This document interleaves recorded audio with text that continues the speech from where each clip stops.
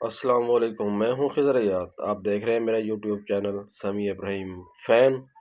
تو چلتے ہیں آج کی اخبارات کی طرف، آج کی تازہ ترین خبروں کی طرف، سنتے ہیں سمیع ابراہیم کی زبانی۔ اگر آپ میرے چینل پر نئے ہیں تو پلیز چینل سبسکرائب کر لیں، بیل آئیکن کا بٹن دبا دیں تاکہ ہر آنے والی نئی ویڈیو آپ تک پہنچ سکے۔ تو چلتے ہیں آج کی خبروں کی طرف۔ اور یہ سارا پی ٹی آئی کا فیئر تھا، کیونکہ آج پروٹیسٹ کے لیے آنا تھا پی ٹی آئی نے۔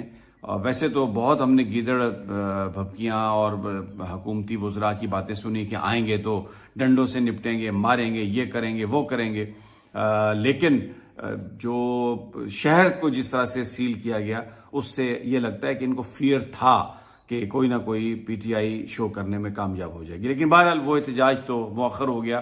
اب دیکھتے ہیں آج ملاقات ڈاکٹر کی عمران خان صاحب سے کرواتے ہیں یا نہیں، لیکن میڈیا پر ایک سوشل میڈیا پر ایک زلفی بخاری صاحب کی جو ویڈیو ہے، آڈیو، وہ ایک چل رہی ہے جس میں وہ یہ بات کنفرم کر رہے ہیں کہ مولانا فضل الرحمان اور محمود خانہ چکزئی نے بھی پارٹی قیادت سے یہ کہا تھا کہ آپ ملاقات کو مؤخر کر دیں، اور پھر وفاقی حکومت نے بھی یہ یقین دہانی کرائی کہ وہ مل لیں گے عمران خان کو، جو ڈاکٹرز ہیں وہ مل لیں گے، تو پھر اس لیے اس احتجاج کو ختم کیا گیا۔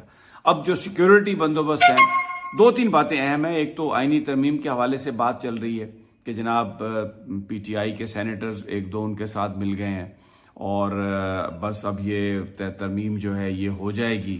مولانا فضل الرحمان کے حوالے سے بھی باتیں ہیں، لیکن بہت سارے لوگ جن میں ہمارے اپنے دوست شامل ہیں، وہ پی ٹی آئی کے اندر کی جو گفتگو ہے، مجھے نہیں پتا وہ سچ ہے، مجھے نہیں پتا وہ جھوٹ ہے، ظاہر ہے ان کی ایکسیس زیادہ ہے تو وہ یہ بات کر رہے ہیں، لیکن میرا اپنا ذاتی خیال یہ ہے کہ یہ جو موقع ہے، یہ موقع فوکس کرنے کا تھا کہ عمران کا کیا میسج ہے۔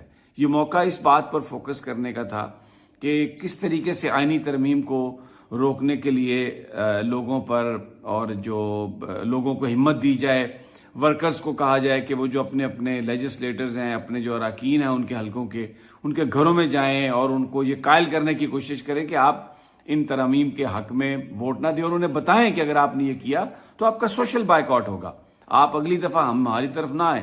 لیکن یہاں پر الٹی بات شروع ہو گئی ہے۔ جو سپیس یا جو ٹائم یا جو گفتگو ہونی چاہیے تھی نون لیگ کی انلیگل ایکٹیویٹیز پر، جو بلاول بھٹو جو غیر قانونی حرکات کر رہا ہے، جس طرح پی ٹی آئی کے لوگوں کو مارا پیٹا جا رہا ہے اٹھا کے، ان کے رشتہ داروں کو وہ ایکسپوز کیا جاتا، اس کی بجائے پی ٹی آئی کے اپنے جو لیڈرز ہیں ان پر ہی گفتگو شروع کر دی گئی ہے۔ مجھے نہیں پتا اس سے وہ کیا مقصد حاصل کرنا چاہتے ہیں جب وہ کوئی یہ بندہ بیان کرتا ہے کہ اتنے سینیٹر بک گئے، یہ ہو گیا۔ کہاں سے آئی آپ کو خبر؟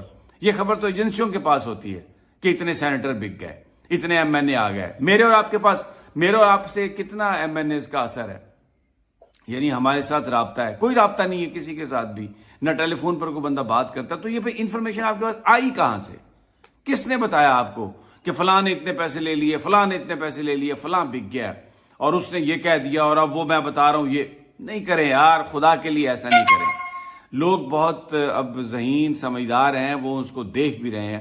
ہمیں پتہ ہے کہ حکومتی دباؤ ہے، ہمیں پتہ ہے کہ پریشر ہے، ہمیں پتہ ہے کہ پیسوں کی بھی آفر ہو رہی ہوگی، ہمیں پتہ ہے کہ لوگ اپنی جان بچانے کے لیے سم ٹائمز کہہ بھی دیتے ہیں، لیکن اصل تو پتہ تب چلے گا نا جب ہال میں آپ ووٹ ڈالنے آئیں گے تو پھر کون کس کو ووٹ ڈالتا ہے۔ مجھے محترمہ بے نظیر بھٹو کے خلاف تحریک عدم اعتماد تھی تو خورشید چیمہ کو یہ اٹھا کے لے گئے تھے اور یہ کہہ دیا تھا کہ جی وہ ووٹ بے نظیر کے خلاف دے گا، لیکن جیسے ہی وہ اسمبلی میں ہال میں آئے، وہ دوڑ کے جو محترمہ بے نظیر بھٹو صاحبہ کی جو سائٹ تھی وہاں پر وہ آ گئے۔ انہوں نے کہا کہ میں آپ کا ساتھی ہوں، میں آپ کو ووٹ نہیں دوں گا۔ مجھے یقین ہے کہ اس وقت جو لوگ اس وقت پی ٹی آئی کے ہیں وہ پی ٹی آئی سے غداری نہیں کریں گے۔ یہاں پر میں داد دیتا ہوں مولانا فضل الرحمان کو۔ مولانا فضل الرحمان کے حوالے سے کیا کچھ نہیں پھیلایا اس حکومت کے حامی صحافیوں نے۔ مولانا یہ ہو گیا، مسودہ بن گیا، بہت بڑی بات ہو گئی اور مولانا اور پیپلز پارٹی مل گئے۔ کیا کہا مولانا نے کہ اس آئین پر ذوالفقار علی بھٹو کے دستخط ہیں، میرے والد صاحب کے دستخط ہیں، عبد الولی خان کے دستخط ہیں، غوث بخش بزنجو کے دستخط ہیں، اور میں اس آئین کا حلیہ نہیں بگڑنے دوں گا، اور اگر کسی نے اس کو بگاڑنے کی کوشش کی تو میں لڑوں گا، میں چوک میں آؤں گا، اور پھر ہم آئیں گے اور ایوانوں میں جو لوگ بیٹھے ہیں ان کو گھسیٹ کر باہر لائیں گے اگر کسی نے آئین کے ساتھ کھلواڑ کرنے کی کوشش کی. مجھے بتائیے اب اس کے بعد کوئی گنجائش رہ گئی ہے؟ اور میں آپ کو یہ بات بتاتا ہوں، میں ان صحافیوں میں سے ہوں جو مولانا پر بہت ہم تنقید کرتے رہے ہیں، لیکن اس وقت مولانا نے جو سٹینڈ لیا ہے، مولانا جو بات کر رہے ہیں، تعریف کے مستحق ہے. مولانا انسان کی جو عزت ہے وہ اس کے کاموں سے ہوتی ہے، اس کی شکل یا اس کی ذات یا اس کی حیثیت سے نہیں ہوتی. مولانا پر جب ہم تنقید کرتے تھے تو میں اس لیے کرتا تھا کہ وہ پی ٹی ایم کے ساتھ تھے، وہ اس امریکی ٹولے کے ساتھ تھے جنہوں نے الیکٹڈ گورنمنٹ کو یہاں سے ریموو کیا، اور پھر اس کے بعد جھوٹ کی گفتگو کر کے لوگوں کو صرف ٹی وی اسکرینوں پر بتایا کہ بے روزگاری ختم ہو گئی اور تمہارے پاس دودھ اور شہد کی نہریں چلنے والی ہیں. لیکن آج مولانا وہ بات کر رہے ہیں جو پاکستان کے مفاد میں ہے، آئین پاکستان کی رکھوالی کی بات کر رہے ہیں. ان کو بہت آفر ہوگی، اگر پی ٹی آئی کے ایک سینیٹرز کو 50 کروڑ آفر ہے تو مولانا کو تو پتہ نہیں کتنی آفر ہوگی. لیکن آج تک، ابھی تک جس ہمت بہادری سے مولانا اور اس کی جماعت کھڑی ہوئی ہے، حمداللہ صاحب کھڑے ہوئے ہیں اور انہوں نے کہا ہے کہ ہم یہ آئین میں ترمیم اس طرح سے نہیں ہونے دیں گے کہ جس میں آپ ایک 200 مقدمات کے لیے ایک آئینی عدالت بنا کے قاضی فائز عیسیٰ کو مسلط کریں، پرسن اسپیسیفک چیزیں کریں. ایسا نہیں ہوگا. اور کامران مرزا صاحب نے کہا کہ آپ آئینی بینچ بنائیں اور اس کو 4-5 سال دیکھیں، اگر اس سے مقاصد آپ کر رہے نہیں ہو رہے تو پھر آپ جانتے ہیں آئینی عدالت کو بھی دے. میں کسی کی نیت پر لحاظ سے میں نہیں سمجھتا کہ آئینی ترامیم منظور ہو سکے گی. حکومت بھلے جتنی مرضی کوشش پہلے آپ سے کہا کہ اسلام آباد میں کو بندہ، یہ خبریں اس طرح کی پھیلا کے مایوسی پیدا کرنا، آج یہ ہو جائے گا، وہ ادھر چلا گیا، یہ ادھر، اور وہ ان کا ویزا اسلام آباد کا تھا. ان میں سے کچھ جو ہیں وہ لاہور پہنچ گئے، نواز شریف کے ساتھ ملاقات ہوئی ہے. رؤوف حسن نے انڈین جو صحافی ہیں ان سے بات کی تو غداری کا پرچہ چل گیا.